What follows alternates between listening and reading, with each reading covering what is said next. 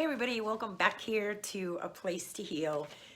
So today I want to talk to you about something that is so close to my heart because I can pretty much identify with everything that I am going to tell you guys about. And I went through all this, and there's a lot of people out there that have these symptoms and they just have like no clue what is going on. And they go to the doctors and the doctors will tell them, we don't know. We don't know what's going on. And there's nothing wrong with you. Or they tell them, oh, it's just acid reflux. I mean, that's perfectly normal. Okay, acid reflux is not perfectly normal. That is not normal. And then what they do is they prescribe these Nexium pills and these whatever other pills they have now for acid reflux. And in case you haven't done your research, these acid pills are horrible on your kidneys. They literally will take out your kidneys. So that's very, very important to remember for all of you that are taking those. I can't judge. I was a purple pill user for a very long time. I mean, I literally would go to the store and I would like buy them up in 5, 6, 7, you know, the multi-packs because I was afraid I'd run out and the acid reflux would surface and I would have problems. But as I've always told you in all the videos that I've ever made, it's you don't want the Band-Aid. You want to get to the root of the problem. You know, you have this wart that is driving you insane and you keep picking at it and taking it off and it's not getting to the core of the problem. It just keeps coming back because you have not taken care of the issue. So one of the things that is huge right now is liver issues. And the reason for that is stagnant coagulated. I know I don't say that right. I'm just so tired of being told I don't say stuff right. God. And everything else, it's like, it's free information, people. You know, take it for what it is. So, you know, this fluid gets hardened. It becomes almost jelly-like, and the flow doesn't happen in the body.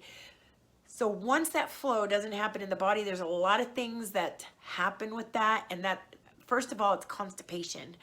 I mean, you need liver bile to be able to go regular. You need liver bile to break down the fats that are going into your body. You know, I have a lot of people that are like, oh, I have, you know, this problem and I'm going to have my gallbladder taken out. And I sit there and I'm like, but the gallbladder is not the problem. Don't have it taken out. The liver is the problem. Don't have that taken out either. But, you know, the liver is the gallbladder's best friend. And so you need to look at what's causing these problems. And one of the things that is causing these problems, or you're going to identify that you're having these problems, is when you eat fat in the morning. I don't care if it's animal fat, it's from bacon or anything. I don't care where you're getting your fat, even if it's healthy fat. It could be avocado, it could be coconut oil, whatever. If you consume fat first thing in the morning and you get nauseated or you keep burping it up, that right there is sign number one. That's telling you that your liver, that bile is congested. And everybody calls it liver bile. Like it does come from the liver, but it's the cells of the liver that cause the liver bile, not the actual liver. So in a way, in a roundabout way. But anyway, so the next problem that you're going to have is you're going to have pain underneath your right rib cage. All these people, I see them at Walmart and everything else, and they're like, oh man. Or after they eat, they're like doing this, and oh God, it hurt. I already know. I don't even have to sit. I'm like, ooh, liver issues. There we go. So, you know, that is a huge problem with your liver. That's sign number 2. Sign number 3 is that you're always full. I remember being full and nauseated even when I hadn't eaten anything. And the doctors would ask me, well, do you get nauseated before you eat, or do you get nauseated? I'm like, dude, it's all the time. It doesn't matter if my stomach's empty. It doesn't matter if my stomach's full. I'm nauseated. And the doctors would sit there and go, oh, it's an ulcer. That's always the first thing they go, oh, it's an ulcer. It's a stomach ulcer. So next one up is, let's see, well, it's holding down foods. It becomes very hard. That is further on down the line when that you can't even hold down. Man, I got to a point where I couldn't hold down anything. I was lucky if I was able to hold down like an ounce of wheatgrass to help myself. And it's the most horriblest feeling to not be able to hold stuff down. And then once it gets really bad, you start vomiting liver bile. I mean, it gets really, really bad. So that means that that bile is no longer working. It's not flowing the way it's supposed to. And you know, because the constipation is horrible. And finally, the final stages are where literally your feces is almost white. And that's just the liver shutting down. There's just nothing left. So if you've been diagnosed with any of these problems, please, try to look into maybe one of these solutions.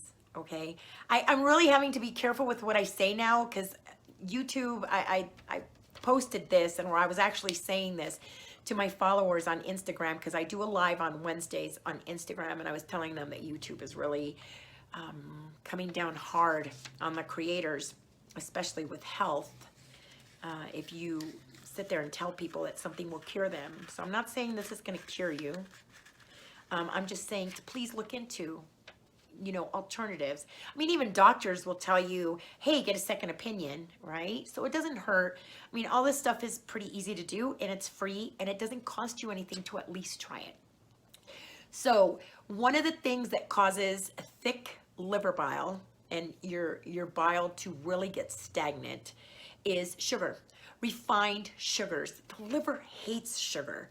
Anything sweet, the liver is totally against. The liver likes warm, and the liver likes bitter. So like Irish bitters, dandelion, anything that is like, it's just bitter. If you sit there and put it in your mouth and go, ooh, this tamarind fruit, anything that you put in your mouth and you're like, oh, this is like really bitter, and it makes you pucker, the liver is like, yes, loves it. The liver loves that, and it loves warm. So if you're drinking a lot of ice cold water, the liver loves that. That's why they tell you that during liver flushes, you need to eat, everything, try to be room temperature or warm. Try to keep water at room temperature. Try not to drink stuff that's, really, really cold, because the liver doesn't like it. High glycemic foods. Of course, that goes right along with sugar, right? So anything that's really high glycemic, and you can Google this, just Google high glycemic foods, and it will give you a list of high glycemic foods. And diabetics should not be eating high glycemic foods anyway. So, I mean, this is already telling you all these diseases are coming from the foods that we should not be consuming. Rancid fats. If you're still cooking with Crisco or all these other canola, all these oils that are not even for human consumption. If you actually look into canola oil, that's not even for human consumption. They just made a lot of it and couldn't figure out what to do and decided to feed it to the masses. And we were dumb enough to start cooking with it. So canola oil is, it's just not something that, it's a rancid oil. It's not a high heat oil. So I try to cook with oils as little as possible. I'll use vegetable broth or even chicken broth. You can use chicken broth to saute stuff before you use oils. And if you must use oils, you want to use something like grapeseed oil. Ask the chefs. Grapeseed oil, avocado oil, or coconut oil. Coconut oil, I think, has a tendency to burn more. So I'm not really a big coconut oil cooker, but I do love my avocado oil and I love grapeseed oil. So those two are very high oils, and they can withstand a lot of heat. They don't get rancid real easy, and it's a lot better for your body to cook with than, to cook with all these low heat rancid oils that they're trying to sell you at the grocery store, and it's destroying your liver. Another one is high carb diets. Carbs are junk. Even if you talk to vets, they tell you, don't feed that junk to your dogs. Don't feed that junk to your cats. Get them on human grade food. That stuff is like crack. And it is. And there's a reason why when you ask people if you could give up any food except one, what would it be? And the first thing they tell you is pizza. Why? Because it's so full of carbs. It's just our carb-filled food, and it's junk for you. It's like crack to your body. It's crack to your liver, to your kidneys. It's just junk. We're not meant to be eating that high a carb diet. And, and another problem is that these people are eating high carbs, and your carbs are to be burned. They're burned for energy. That's what you eat carbs for. So instead of sitting there and having a piece of pizza and going, okay, well, I'm going to go to the gym and use these carbs for something, these people are eating a piece of pizza and sitting in front of their TV and watching TV. So they're not burning it off. So these carbs are just sitting on your where, and your thighs and everywhere else, because you're not burning them off. And everybody just loves those high carb diets. Why? Because they're the delicious ones. That's why if you put healthy cat food down and you put the carb junk down, they're going to go with the carbs. Even everybody's addicted to the carbs. They do it that way for a reason. They want to get you addicted. They want to get you coming back. They want to get you sick. They want to make money because of this. So please be aware of that. Try to lower your carbs. I'm not saying go keto, because I don't kind of agree on any diet that is just that hardcore where you just do this, do raw or do, keto or do that. Just, have a varied diet. Don't try to sit in the carb box too long. And this one is the most important, and that is your thyroid. If your thyroid is not working correctly, your thyroid is what governs the velocity of the fluids in your body. So if your thyroid, right there, if your thyroid is not working properly, it can't move the fluids in the body correctly. So what tends to happen is, and I know, man, I'm going to get trash for this, but I'm just sharing my journey. What works for me may not work for you. So I'm telling you that if I'm going to label myself, I'm a whole foodist. I like to eat clean food, but if I have to label myself, I'm going to say I'm a vegetarian. And I do consume eggs once in a great moon. I do once in a blue moon. I do consume, I don't drink milk, but I do yogurt, Greek yogurt, and I do cheese. I've never had a problem with mucus, ever. Never. People will say, oh, dairy gives me mucus. No, a sluggish liver gives you mucus. And the reason I learned this was because I went raw foods for a year. And I still was loaded with mucus. I had mucus in my stools. I had mucus in my sinuses. I was constantly coughing up mucus in my lungs. I had mucus everywhere. So what ended up happening was I started getting very clean. I started doing liver flushes. I started doing coffee enemas. I really started attacking my liver. I took milk thistle. I was putting dandelion leaves in my smoothies. I really went after my liver. And I went after my thyroid. when I started realizing that there's a thyroid and there's a pancreas connection, and there's a thyroid, and there's a gallbladder connection, and there's a thyroid, and there's a liver connection, and there's a thyroid and an energy connection, and a gaining weight connection. So this little thing right here does so much that it's just unbelievable, but it's so underrated. So what's happening is, they've taken iodine, which is, kelp, sea vegetables, iodine. They've taken it out of everything, and then we're getting hit with everything that takes even more iodine out. So, cell phones, cell towers, even cat litter, believe it or not, look it up, serious. So all this stuff is affecting us, and it's slowing down our thyroid. And as our thyroid slows down, everything slows down. It's not just the metabolism, it's the fluids in the body. So the next thing you're going to notice is you've got sinus issues, and you got mucus in your sinuses, and you have mucus in your lungs, and you have mucus in your stools. That's a huge sign that your liver is not working properly. So, people tell me, well, what do I do about this, Marie? I mean, how do I get my liver back on track? And it's pretty easy. You just do everything that is what you're doing, okay? Cut out the sugars. Cut out the high glycemic foods. Not totally, but, get them down there to, where you're eating healthy. Cut out the rancid fats. Try to cook with avocado oil, healthier oils, avocado, grapeseed, coconut. Cut out the high carb diets. They're killing you. And start dealing with your thyroid. I carry Lugol's iodine, which is you put it on your skin to get your to get your thyroid to kick back and start working the way it's supposed to.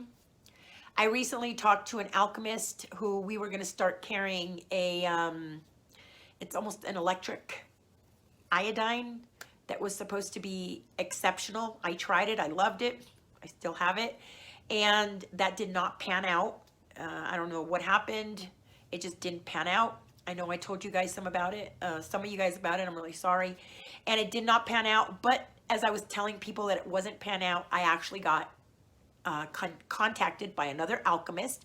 And he said, hey, I just happen to carry that iodine. I happen to make that. So I'm going to be meeting with him this week, and I'm going to try his iodine out, and if it's as good or close to as good as the last guy, I will be carrying that on my website also. I'll put the links underneath this video. I can't tell you how important it is to eat seaweed and chlorella and Irish sea moss and anything that comes from the ocean. You have to be a little careful because there's a lot of stuff with radiation in it, which also hurts the thyroid. So you have to be careful where your sources come from. And, and Lugol's iodine is one of the best things. Or, this other iodine that I'll be carrying is also something that you want to do. It makes your skin really, you can almost see my skin glow. When your iodine is working right, when you have enough iodine in your body and your thyroid is working correctly, your skin will show. Your hair, it'll show in your hair. It'll show in everything. And it will start kicking that liver back in. And all of a sudden, you're going to start noticing, hey, listen, ever since I started taking iodine, I'm going to the bathroom more. It's like all that stuff will start healing for you. There's a huge connection that a lot of people don't talk about. I don't know why, or maybe they haven't done the research, or they just flat out don't know that iodine and the liver are buddies. I'm sorry, the thyroid and the liver are buddies, and the thyroid and your gallbladder are buddies. So the minute you start having gallbladder problems, instantly look for that. You know, so for years, a lot of people were like, oh, you know, I can't lose the weight. So it must be my thyroid. It goes way beyond that. It goes way beyond that. Or my liver's dirty. That's why I can't lose the weight. It goes way beyond that. So I'm going to go back to something that I've said over and over in all my videos. It's a full body connection, people. You know, I know that in this day and age, they like to send you to that doctor because he's the specialist, or that doctor because he's a specialist, and that. But you know what? It's a whole holistic from head to toe. Starts in the brain, what you're thinking, what you're putting into your mouth, what's being digested, what you're listening to, everything. It's a whole body process. So that is my video for this week. And okay, so I've just gotten a little busier. I know, man. I'm just like, I promise I will still keep bringing videos at you. And I've actually got a team now. So these guys are helping me. And so it's made my life a little easier because I just got contracted by a studio to do 2 classes a week of trampoline. So remember that trampoline video that I put up months and months and months ago when I was a little heavier, and everybody kept joking at me and said, Marie, you look really silly doing that. Yes. Okay, so I'm now going to be teaching classes as an instructor. I'm going to be teaching trampoline classes. It's going to be warm up, the whole bit. Warm up, cool downs, arms, legs, abs, the whole bit. I mean, and it's going to be with some killer music. Because you know, if I'm going to do a class, it's going to be hella fun. Or I'm not going to do it.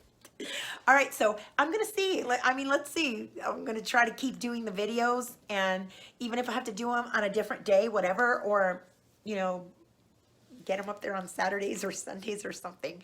But I promise you, I'm going to keep bringing you this information. So, Madison. So, hopefully she's going to get fixed next week, and that'll calm her down because, man, I thought I was energetic. All right, so till next time, I love you guys, and thank you for watching. Thank you for supporting me. I appreciate you. I know there's a lot of YouTubers out there that just put the crap out there and it's like, yeah, I don't care. Let them watch, whatever. No, I appreciate you. I love that you're here. And it's the ones that support me, the ones that encourage me, and the ones that send me those lovely emails just to say hi, you know, or leave the beautiful comments underneath my videos that keep me going. Because with YouTube, there's a lot of nasty people. I mean, just last week, I lost a lot of weight, and I had somebody tell me, well, why are you still morbidly obese? So, I mean, there's a lot of nasty people out there. You don't know. I had someone tell me that I didn't know what I was talking about, and I should not do health stuff. I should be an interior designer. So, I mean, there's a lot of nasty comments out there, and there's a lot of people that want to cut you down and tell you that you're worthless. And you cannot listen to those voices in your head because that is the loudest voice. I post about this on Instagram all the time, that you're not good enough voice. You know, you can't do this. You're not going to accomplish that. You know, it just goes on and on. So you really, really need to love yourself and tell yourself that you are enough. And it always helps. Always, when I have people who have my back and they support me, and that keeps you going in the midst of all the nasty comments. So, till next week. Say bye, Madison. We'll see you. Please stay happy, stay healthy, love and respect one another. Bye.